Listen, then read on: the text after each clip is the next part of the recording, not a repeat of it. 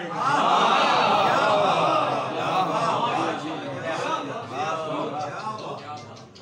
نور ہے نا, دودھ بھی نور ہے. اس کے لیے پہلے برتن کو صاف کیا جاتا ہے کہ اگر برتن صاف نہ ہو یا دودھ پھٹ جائے, خراب ہو جائے. اس لیے ہم اللہ کی طرف سے, اللہ کا نور ہے.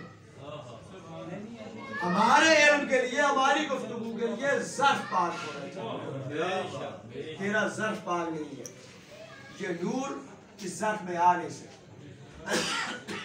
اگر یہ نور اس ظرف میں آ نہیں سکتا اور بات تیری سمجھ سے بالاتر ہے, تو جا کے بتا نہیں سکتا. اور آگے جو ظرف ہے وہ تجھ سے بھی برا ہے, بدکار ہے, وہ آگے اسے نہیں بتا سکتا. اگر وہ اسے نہیں بتا سکتا تو کبھی بھی کیسر روم تمہاری سلطنت کو نہیں مانے گا, تمہاری حکومت کو نہیں مانے گا. میں علی کہہ رہا ہوں, لیکن ان سے جو سوال تو لے کے آئے ہیں اس کا جواب ضرور دو. لیکن یاد رکھنا, کائنات کے امیر علی بن ابی طالب نے خود ان سوالوں کا جواب نہیں دیا. امام حسن کو بلایا, بچپنا تھا. یا یاد ہے نا امام حسن علیہ السلام, امام حسن علیہ السلام کو بلایا. آج اس کے سوالوں کا جواب دیا جائے. وہ شخص آگے بڑھا, امام سے کہا کہ آپ میرے سوالوں کا جواب دیں گے, غور کرنا. معصوم نے فرمایا اگر میں تمہارے سوالوں کا جواب دیتا یا نہ دیتا. یہ کیوں فرمایا؟ یہ اس لیے فرمایا کہ معصوم جانتے ہیں کہ بنجر زمین پر بیج پھینکنے سے کچھ بھی نہیں ہوتا, اور دشمن اہل بیت کا ظرف ہمیشہ بنجر زمین کی طرح ہوتا ہے, اس کے نزدیک علم جا بھی نہیں سکتا. معصوم نے فرمایا اگر میں تیرے سوالوں کا جواب دیتا یا نہ دیتا, لیکن ابھی میں تمہارے سوالوں کا جواب دوں گا. اس لیے دوں گا کہ میرے بابا نے مجھے کہا ہے کہ ان کے سوالوں کا جواب دیا جائے. میرے بابا کا حکم, مجھے بابا نے سوالوں کا جواب. لیکن سن, اگر تو چاہے, غور کرنا, تو سوال بھی تو کر, جواب میں دوں گا. غور کرنا اس جملے پر. امام نے فرمایا اگر تو چاہے تو سوال تو کر, جواب میں دوں گا. اگر تو چاہے تو جو سوال تو لے کے آیا ہے وہ سوال بھی میں حسن کروں گا, جواب بھی میں حسن کروں گا.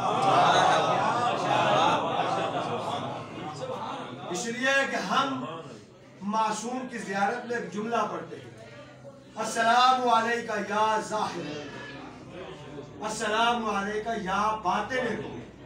ہمارا سلام ہو اس پر جو ظاہر کو بھی جانتا ہے, ہمارا سلام ہے اس پر جو باطن کو بھی جانتا ہے. ظاہر کو جاننا تو سلام آسان ہے, لیکن باطن کو جاننا ہر انسان کے پاس کی بات نہیں, وہ معصوم ہی جان سکتا. معصوم نے فرمایا اگر تو چاہے تو تیرے سوال بھی میں بتاؤں اور تیرا جواب بھی میں. معصوم نے فرمایا سب سے پہلا تیرا سوال یہ ہے کہ سچ اور جھوٹ میں فرق کتنا ہے, یعنی حق اور باطل میں فرق کتنا ہے. سب سے پہلے تو یہ سوال ہے. لیکن میں تمہیں جواب بتا رہا ہوں, اور اس جواب کو جا کے بادشاہ کو بتانا اور ان سے یہ کہنا کہ حسن کہہ رہا تھا کہ ہم نے علم کسب نہیں کیا, یعنی کسی سے نہیں لیا, ہم علم الہیہ کے مالک ہیں, ہم اللہ کے دیے ہوئے علم کے مالک. کا پہلا سوال کہ سچ اور جھوٹ یعنی حق اور باطل میں فرق کتنا. معصوم نے فرمایا حق اور باطل میں 4 انگلیوں کا فرق ہے. ہمارے 4 انگلیوں کا, امام سے فرمایا 4 انگلیوں کا حق اور باطل میں فرق کیسے, سمجھ بات نہیں آئی. امام نے اپنے ہاتھ کو اٹھایا, اپنے چہرے پر رکھا. معصوم نے فرمایا دیکھ, حق اور باطل میں 4 انگلیوں کا فرق ہے. جو آنکھوں سے دیکھا جائے وہ حق ہوتا ہے, جو کانوں سے سنا جائے ہمیشہ حق نہیں ہوتا. جو آنکھوں سے دیکھا جائے وہ سچ ہوتا ہے, حق ہوتا ہے. جو کانوں سے سنا جائے وہ ہمیشہ سچ نہیں ہوتا. اگر سچ نہیں ہوتا تو وہ حق بھی نہیں ہوتا. کہا تیرا دوسرا سوال یہ ہے کہ زمین اور آسمان کے درمیان فاصلہ کتنا ہے. معصوم نے فرمایا زمین اور آسمان کے درمیان ایک نظر کا فاصلہ ہے. अगर ये बात भी तुझे समझ नहीं आई तो फिर सुन, जमीन और आसमान के दरमियान एक गरीब की फरियाद का वास्ता कि गरीब जब जमीन पर बैठकर फरियाद करता है तो उसकी ये फरियाद 7 आसमान तक जाती है। जब वो बरका इलाही से मांगता है उसकी फरियाद उसका ये 7वें आसमान तक। अगर बादल में और जमीन और दरमियान आसमान के दरमियान फासला। उसके बाद उसने जो सवाल किया तारीख में मौजूद है कि मर्द और औरत में फर्क क्या है। इमाम अलैहिस्सलाम ने उसका जवाब दिया, लेकिन मिंबर का तकाजा नहीं कि हम उससे मिंबर पर बयान करें, इसलिए कि मिंबर के काबिल इकराम है, किताबों में मौजूद है। मासूमीन ने बताया जब उसने पूछा कि अगर एक मर्द है एक औरत है, एक अगर मिसाल के तौर पर इन दो हम जिन्स अगर दुनिया से चला जाए तो हम उसकी तकबीर कैसे पढ़ें। तो जो कायनात के अमीर अली इब्न अबी तालिब ने जवाब दिया था वही जवाब इमाम हसन अलैहिस्सलाम ने दिया। लेकिन अभी यहाँ पर नस्बी बंदी या मस्तूर तक आवाज़ नहीं जाती। ये शरी मसाइल है, या मैं जानना भी चाहूँ, कोई भी हमसे सवाल कर सकते। मासूम से पूछा गया कि हम मर्द का जनाजा हो तो पढ़ते हैं अल्लाहुम्मा इन्ना हाज़ा अब्दुका वब्नु अब्दिका वब्नु अमतिका। तो जब औरत का जनाजा होता है तो हम पढ़ते हैं अल्लाहुम्मा इन्ना हाज़िही अमतुका वब्नु तो अब्दिका वब्नु तो मन नाज़ा लक। मर्द के लिए नाज़ा ला कहते। तो जब तीसरी मखलूक हम जब वो इस दुनिया से चली तो उसमें तकबीर कौन सी पढ़ी जाएगी। मासूम ने जो जवाब दिया वो सुनना। मासूम ने फरमाया उसकी दाएं तरफ की पसलियां देखी जाए। इमाम हसन ने फरमाया अगर उसकी पसलियां 5 हों तो मर्द वाली तकबीर पढ़ी जाए। सुभान अल्लाह। अगर उसकी पसलियां 6 हों तो औरत वाली तकबीर। कुछ ऐसी वजाहत कहा कि अल्लाह ने इंसान की खिलकत से पहले जो वो माँ की शिकम में उसके आरामगाह बनाई, इसलिए औरत की मर्द से एक तसली फालतू इंसानी पैदाइश। और फिर साइंस ने तरक्की की। अगर ये बात करते चलेंगे तो बहुत तवील पकड़ जाएगी।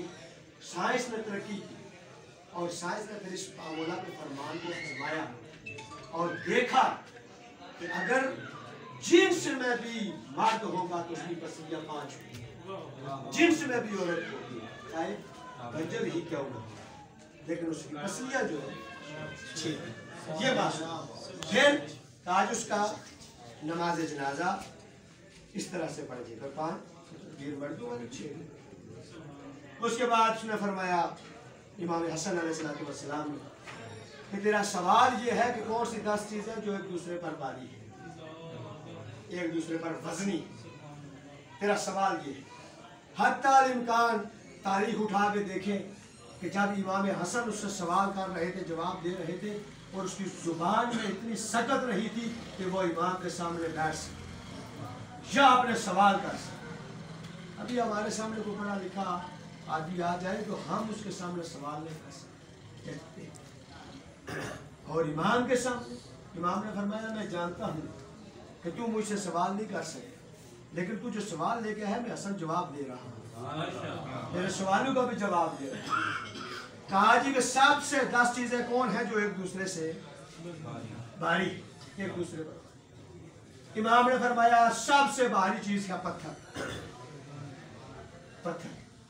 लेकिन उससे भारी क्या है लोहा, कि जो उस पत्थर को भी काट दे। उस लोहे से भारी है आग, कि जो उस लोहे को भी पिघला देती है। और उस आग से सख्त है पानी, जो उस आग को भी बुझा देता है। और उस पानी से सख्त है बादल, कि जो उस पानी को भी बादल को भी लेके चलते हैं। और उन बादलों से सख्त है हवा, कि जो उन बादलों का रुख भी मोड़ देती है। और उससे सख्त है फरिश्ता, कि जो हवा का रुख भी मोड़ देता है। उससे सख्त है मौत, कि जो उस फरिश्ते को भी आ जाती है। उससे बाद है मलकल मौत, तो जो फरमा मलकल मौत, कि जिसके हुक्म से जिससे जी चाहे उसका रूह कब्ज है, मलकल मौत। और उससे सख्त है अमर, کہ جس کے بارے میں اس کو امر ہوتا ہے وہ اس کا روح کا وزن، اور امر کے بعد کا اول الامر معصوم نے فرمایا نحن اول الامر، ہم 14 اللہ کا امر ہے۔ اللہ اکبر یا رسول اللہ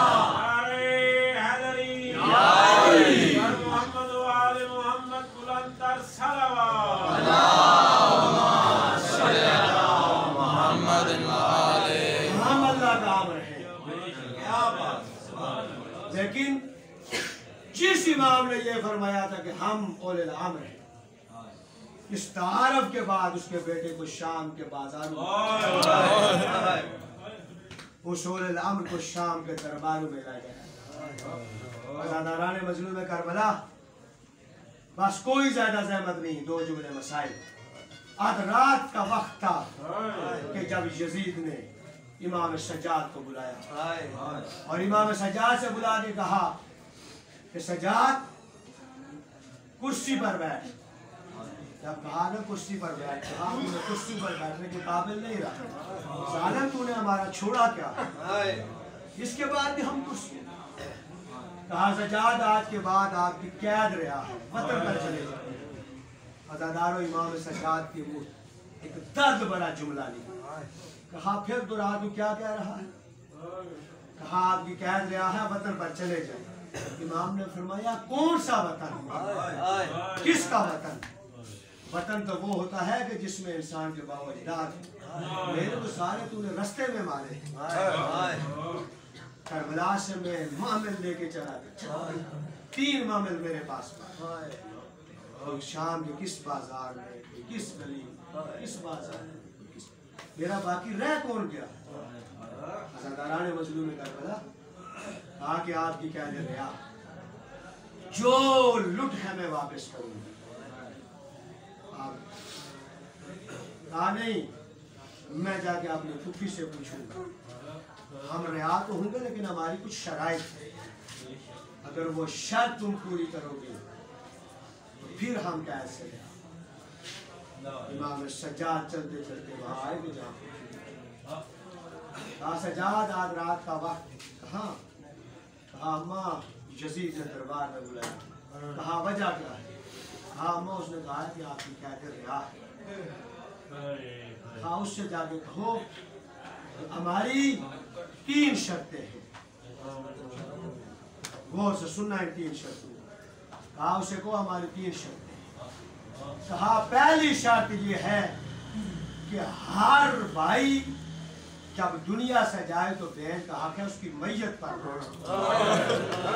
7 بیٹے بھی آپ کے ہونا، ایک بیٹی ضرور ہونی چاہیے، اس لیے کہ بیٹے جائیدادوں کے وارث ہوتے ہیں، بیٹیاں میت کی وارث ہوتی ہیں۔ عزاداران مظلوم کا کہا پہلی میری شرط یہ ہے کہ مجھے تو نے بھائی کے لاشے پر رونے نہیں دیا، اس طرح سے مجھے لے کے آیا ہے کہ جس طرح اس سے میرے ساتھ رشتہ ہی نہیں تھا۔ پہلی شرط یہ ہے کہ یہاں پر ایک مکان خالی کرایا جائے اور وہاں پر میں حسین ابن علی کا غصہ دوں، میں بھیا کو بیٹھ کے روں گی، میں بھیا کا ذکر کروں گی۔ دوسری شرط یہ ہے کہ ہمیں محمل دیے جائیں، اور تیسری شرط یہ ہے کہ ہمیں بشیر مواری دیے جائیں۔ عزادارو امام سجاد کو جو اس نے 3 شرطوں کو قبول کی، 3 شرطیں جب اس قبول کی تو شام میں سب سے پہلی امام برگاہ جناب سیدہ نے تبلیغ، صبح سے شام تک بیٹھتی، جو بھی آتا حسین کا غصہ دینے، عزادارو بی بی غصہ دیتی، کبھی حسین کا غصہ،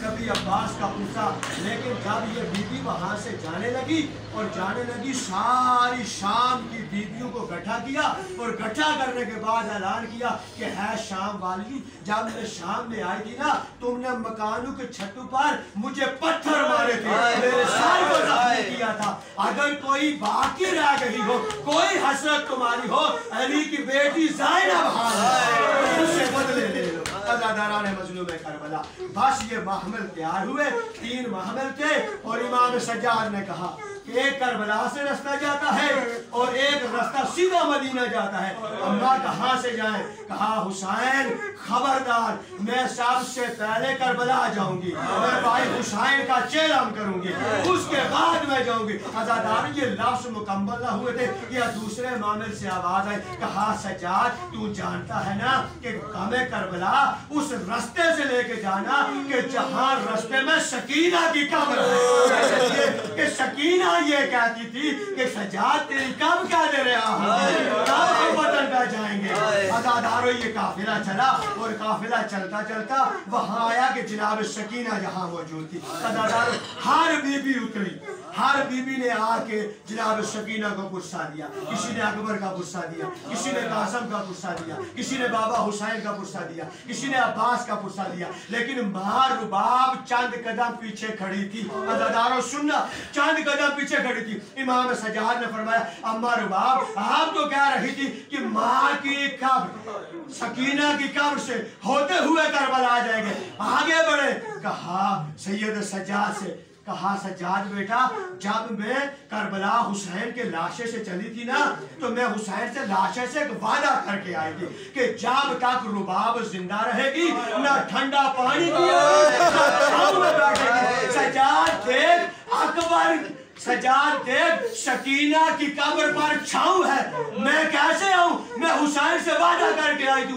ये कहना था अज़ादारों कि जिसका सूरज ने हया कर लिया, सूरज ने अपने रुख को मोड़ा। अज़ादारों बीबी कब्र पर आई, लेकिन तारीख गवाह है। अगर किसी को तारीख मिले कि जनाब उम्मे रबाब बेटी की कब्र की सरांदी की तरफ बैठे, मुझे किताब का हवाला देना, पवांदी की तरफ बैठे, मुझे किताब का हवाला देना। अज़ादारों बीबी आई और आके सकीना की कब्र को गले से लगाया, इस तरह गले से लगाया जिस तरह छोटे बच्चों को लगाया जाता है। कहा सकीना तू पूछती थी ना कब कैद रिहा होगी, सकीना कैद रिहा होगी, सकीना हम वतन जा रहे, उठ के देख सज्जाद के जंजीर उतर गए।